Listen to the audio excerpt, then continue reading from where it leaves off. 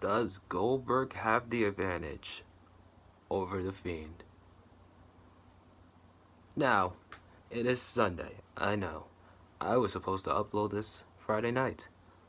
Didn't feel like it. Oh, and I cut off the mustache. All I have left is this stuff. Because I hate a mustache. It just gets all in my goddamn mouth and it just gets annoying. But Friday night SmackDown review that I'm doing on a Sunday, I don't care. And new facial hair. There was a hair on it. Well, no facial hair on the face. But let's go. Starting with, well, one, they had Goldberg promo, and then there was no pyro fail this time. But they started with the Usos saying last week they couldn't be here. But they were hard to miss because the Miz and Morrison and John Morrison just started talking about them. And this week and that week the Usos were there. And they aren't alone because they have the New Day. And the New Day and the Usos were in the ring. The Usos want the tag titles. And then New Day and the Usos exchanged achievements and compliments. And then the New Day mentioned that the Usos have one less reign than they do. And some hysterical laughing. And then, one more time at the Super Showdown, if the New Day retains, I'll have a prediction video out on Wednesday. So that's something to look forward to. And then Miz and Morrison interrupted, and then they looked who decided the show. They made fun of the Usos. And, they said that. And they started making their own chant. Miz and Morrison made their own chant, which was funny. Really funny. And then, finally, you had them say "be jealous," which is one of their old catchphrases that I still remember to this day. That is a old catchphrase, as magic, as great as it still sounds. And then, Dolph and Rude came out. I called them Hell in a Cell 2017 because if you remember, those two actually competed in a match that year. Fine match, actually. And then, match began, and it was a good tag team match. It was a great opening tag match, 8-man tag. But there was one thing I saw. Is something being deciphered? It's like something's happening. And I knew I saw it last week, and I thought it was a TV glitch, but then again, it wasn't this time. So, somebody's debuting or returning, which is interesting. New Day and Usos did win the tag match. Fun match. It was a great opener. Drew Gulak and Daniel Bryan and Heath Slater were backstage for some reason.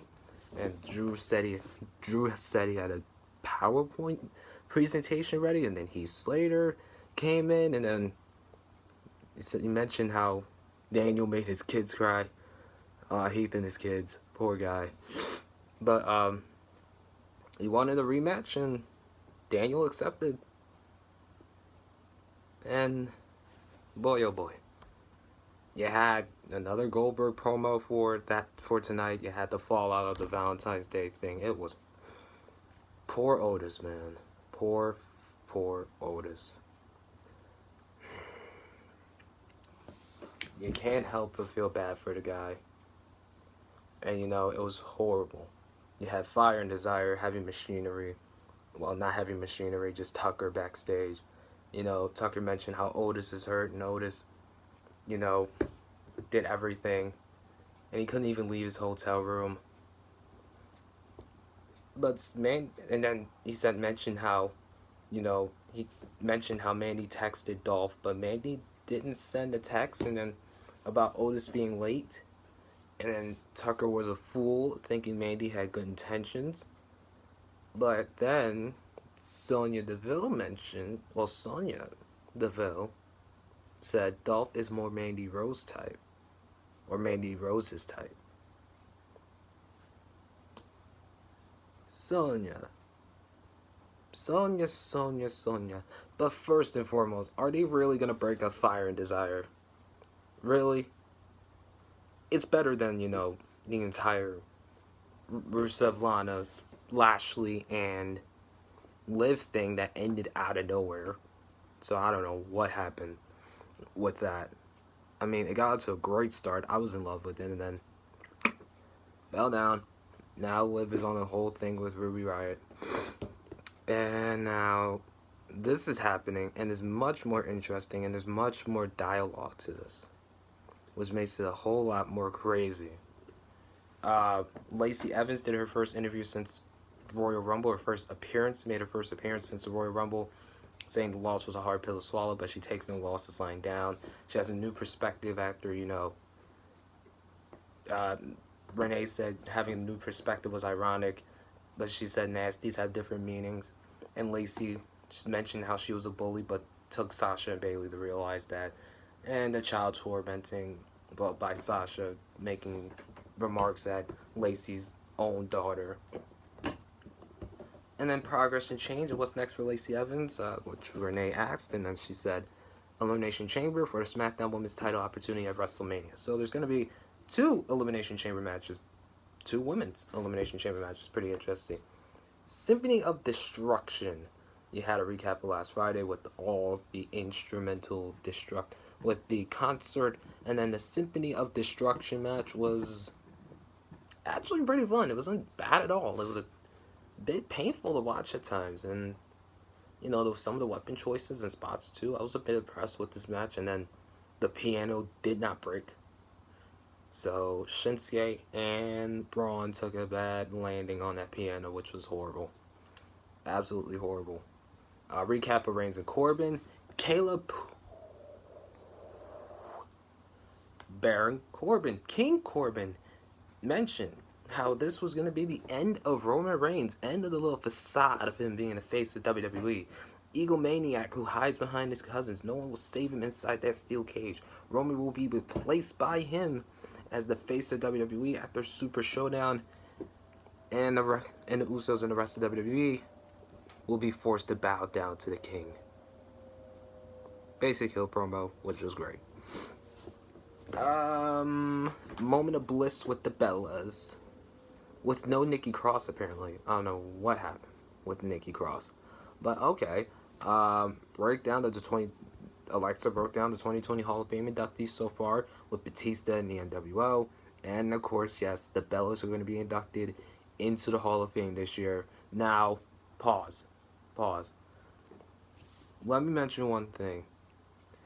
I am a fan of the Bellas. I love the Bellas. I'm a Bella lover. And I supported the Bellas for a very, very long time. Since they debuted, actually. I've been a fan of them. And they were great as heels. But no.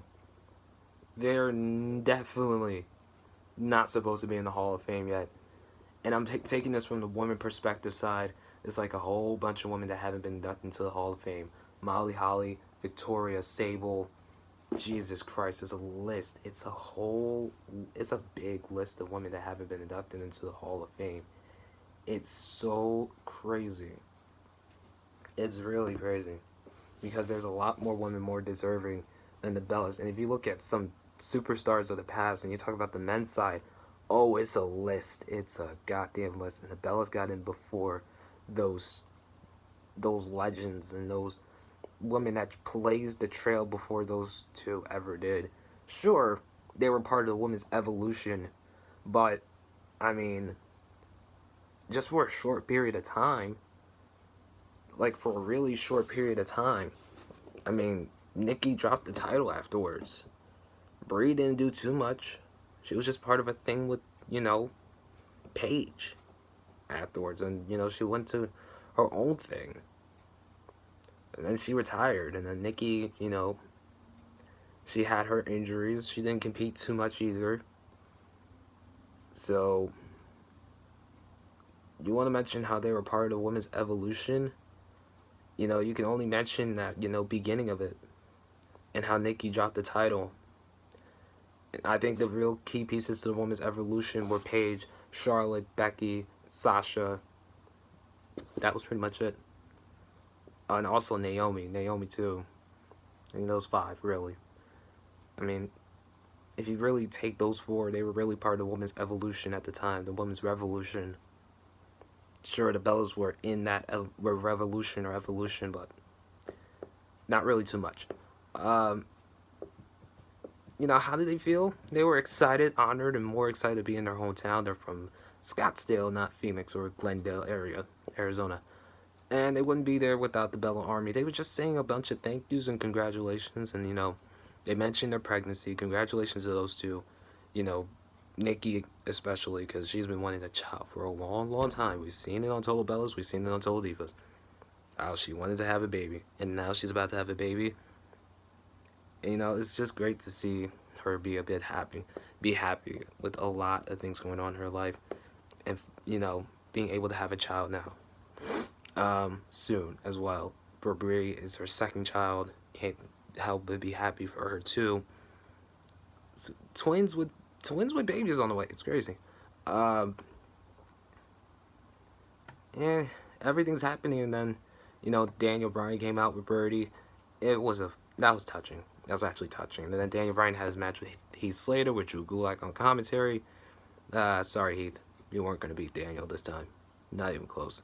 Mandy was backstage with waiting to go. Then Dolph, out of nowhere, came out as well. They left together, and Otis came out of hiding. Oh boy, oh boy, oh boy, oh boy. Poor Otis, man. Just tormenting this man's soul is not good for the health. Oh man. WWE backstage, they had the Bellas and Daniel Bryan this Tuesday, and Sheamus cut a promo on Shorty G, Apollo Crews, and he's on the bigger prey, which is the Elimination Chamber. So there's gonna be 4 Elimination Chamber matches. How is that possible? Will there be 4? No, I think there'll be 3. There's gonna be 3 chamber matches. If that's not overboard, I don't know what it is. We're used to 1 Elimination Chamber or 2 Elimination Chamber matches now with a brand split, but 3. Tell you what, SmackDown Women's title, no, I wouldn't do one for the SmackDown Women's Championship opportunity at WrestleMania. No, I think they should just save that for I think that's a much bigger angle. That's a much bigger angle than it's supposed to be. And if I'm being honest, sure, having Bayley defend the SmackDown Women's Championship at Super Showdown is great for the company and progress for Saudi Arabia, but that should be saved for the Elimination Chamber. And they should cut an angle of something. They should do a big angle, a big something. Not just a match at Super Showdown, which would be just ridiculous, and have 6 women compete in the Elimination Chamber match at Super Showdown, at Elimination Chamber, in my home city, which I'm probably going to go to. Man, it's ridiculous. It's overboard, if I'm being honest. 3 Elimination Chamber matches. I can understand one for the Raw Women's title opportunity at WrestleMania, but the SmackDown Women's title at WrestleMania, I don't think so. And at the same time, the WWE, the Universal title, that's another one I can understand. But 3, nah, man, that is crazy. That is absolutely crazy. That's a lot of just effort going into it. Shorty G, Apollo Crews, they cut their promo saying, Shorty G, Chad Gable, was offended, and Sheamus is a bully, and he's not backing down. And then Apollo told him, do what you have to do, because I'm going to do what I have to do with Sheamus. And Bayley and Carmella had them. I mean, not Bayley and Carmella. Bayley was at ringside for Naomi versus Carmella for the number 1 contender spot for the SmackDown Women's title at Super Showdown. They had a Bayley and Carmella recap, and then number 1 contenders match happened. It was a decent match with fine enough action. It was a little sloppy in some places, and Bayley being out there was so unnecessary. But congrats to Naomi. She's going to Super Showdown this Thursday to go compete for the SmackDown Women's Championship. John Cena promotion, because he's going to be here Friday in his hometown. Kind of his hometown of Boston. He was born in West Newbury, but that's gonna be fun to see John Cena again. And Goldberg came out. Damn, it feels good to be back. Damn, it's good to see him back. Actually, he's gonna take his sweet time and enjoy it, and he's ready for the Fiend. And then the Firefly Funhouse. God, I love the Firefly Funhouse because it just gets more creative each and every time. And Bray never misses a beat. Goldberg was all business, and Bray kept saying Bill kept saying Bill. He doesn't know him at all, and he wanted to get to know each other first, and then know all his friends, the puppets, and then the Fiend came out, and then he got fucking speared. First of all, it was awesome. I loved it to see Goldberg just be all business and at the same time just be so serious. That was awesome. And then just spear the Fiend. And the Fiend, of course, he was down, but he wasn't affected really by it. Man, it was awesome for me. It was awesome for me. I know a lot of people hated it. A lot of people must have hated the fact that Goldberg got an upper hand on the Fiend. But it's Goldberg. You expect him to lie down for the Fiend? You expect him to lie down for it? No. Oh, man. That match is going to be awesome. I can't lie. It's not Goldberg versus Undertaker. It's Goldberg versus Bray. Goldberg versus It. Goldberg versus The Fiend. It's going to be fucking awesome. I would rate this SmackDown an 8 out of 10. I honestly would. This was a great SmackDown. Probably, this was one of the best SmackDowns in a long, long time. When it comes to how WWE booked the show, how they booked the show this week, it was incredible. It was great. Minus the women's match. The segments backstage was great. Probably not Daniel Bryan and Drew Gulak. I really am a little bit ignoring, a moment of bliss. Although, a moment of bliss was just a bit of celebration. That was at least a bit of a celebration for the Bellas, at least. But it was a fun SmackDown. I loved this SmackDown. I loved that SmackDown on February 21st. And I hope, next week, or this week I should say, is much better. Because John Cena is going to be on here, and it's going to be amazing. Amazing. John's back. And the Elimination Chamber is going to be 2 weeks from then. Well, it's going to be Elimination Chamber is next week. Man. This is going to be a crazy week. We have Super Showdown, SmackDown after. You have AEW Revolution. I still have to do my AEW video from when they were in Atlanta. And I still have to finish New Japan's, New Beginning in Osaka, which I was supposed to finish today, but I'm a bit busy doing some things. I hope everyone had a good weekend. I really, really do. Because this was a great weekend to just relax, to just sit back, enjoy some time to yourself, relax your mind and spirit and body, as you really need to, just with every minute you can, just take in every, beat of just what you have. Relax. Just take in every minute of whatever you got and just go with it. Just leave it all in. Just take it all in. Let it consume you. And just keep it all in. Because those good energies, those good vibes, you don't want to let them out. You don't ever want to let that out. I'm going to leave everything in the description. Like, comment, and subscribe if you really, really want to. I'll have my PayPal in the description too, if you want to. I'm going to end this video. I'm going to keep doing a whole lot of things. And just keep trying to upload as much as I can. Tomorrow I have a Monday Night Raw video coming out, although I will be working tomorrow and on Wednesday. So I might be a little tired doing those videos. But not Thursday, because I will be uploading on Thursday. Wednesday, I'll do an upload as well of my prediction for Super Showdown, and do my reaction video on Thursday, and then Friday as well. I'm going to be a bit tired The only time I won't be tired is Wednesday, and not to Wednesday. The only time I won't be tired is Thursday. I'll see you guys soon. Again, I hope everyone had a good weekend. Relax your mind, body, spirit, and soul. Love each and every one of your individuals, your peers, your loved ones, your family, your friends, your close friends. Love every single one of them. Cherish every single moment you can, because you never know when it will be your last, or when it will be their last. That is my positive message of the day. I spread peace, love, and happiness all the time to each and every one of you. Bye, everyone.